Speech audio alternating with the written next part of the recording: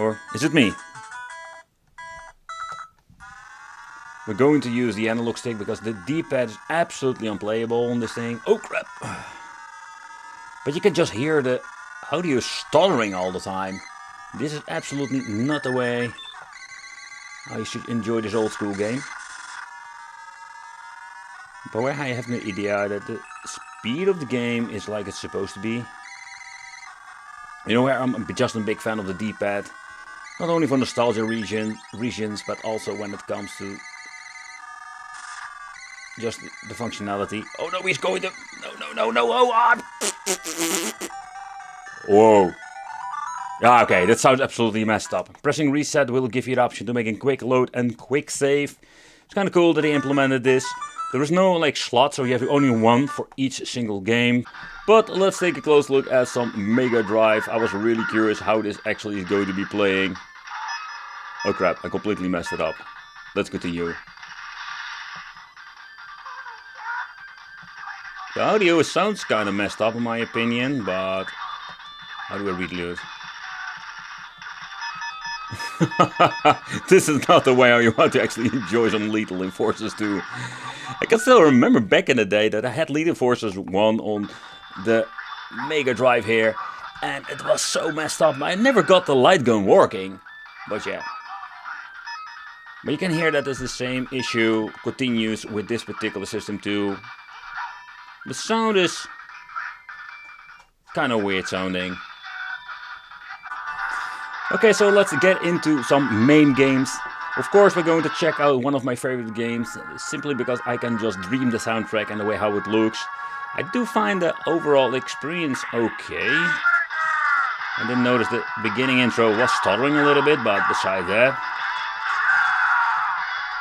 let's lower the audio a little bit more so. Oh yeah, that's much better. But give you an idea how the D-pad works, you need to press it really hard.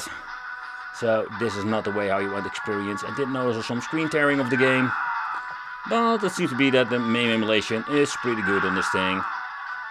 And that's a surprise. Absolutely a huge surprise. It's a shame about the screen tearing.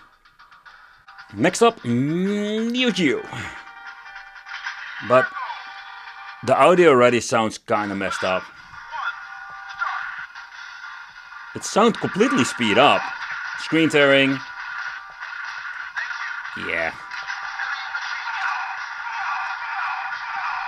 No, this is not the way how you want to experience some Neo Geo on the go. I find a little bit of bummer because when you're looking at this particular product, the display looks great, the D-pad is awful, the analog stick is okay, but oh man, holy crap, it's so much screen tearing going on this.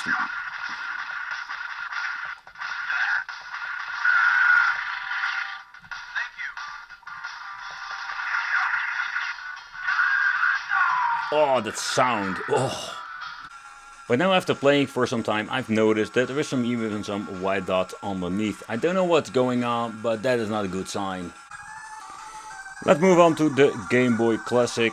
And man, those two white dots are freaking annoying in my opinion. Let's give this D-pad another try. I can actually play some games. Oh! So man, I was getting freaking ganged by all those guys. But so far I can hear, the audio seems to be working just fine. Yeah, no problem whatsoever, so the overall emulation performance of that is just fine. Okay, seriously, everything sounds so messed up with some of the platforms. What's going on? What? The music is so weird. Everything is on turbo mode. We have Turbo Sonic Advance. It's running so fast that audio cannot really keep up anymore. Oh man, screen tearing, seriously, and a shitload of screen tearing. The audio is just behind a couple of seconds. That is weird. So the AV out is absolutely a disappointment, because when you're going to be plugging in, it doesn't do anything. And that is like the old school first generation of handhelds that are reviewed here on the channel. What you need to do is going to the different region you're having, what kind of display at least like supports it, pressing A, and here it will give you the option to switch from the LCD to this. But it doesn't work because Wicked had a brain fart, didn't put it on the AV, but I just wanted to give you an idea how it actually look. It does have the original aspect ratio, so that's kind of cool in my opinion, so we can just use this thing and play some games. That's cool. But one thing I've noticed that the AV out signal and the quality is really bad when it comes to this. So this is not going to be a super pleasant overall experience. I just want to randomly try out a game, and this is going to be a Game Boy Advance game. The stuff that we just tried out with Sonic, and it was absolutely garbage. It's really cool that we do have the option to use a game system like this. It's an extra because a lot of these devices I found in my local stores doesn't even have a TV out most of the time. But yeah, is this really the experience you want to have with bad emulation? I think not. But what happens if I'm going to be unplugging it? Nothing at all. Because that's the problem. We have set the device to an audio out, but you can see the screen wants to come on, but it will take some time. Nevertheless, that's kind of cool to be honest. So let's plug it back in. See, here you can see the audio does work, but we don't have any signal out when it comes to the video out. So that's a little bit of an annoying thing in my opinion.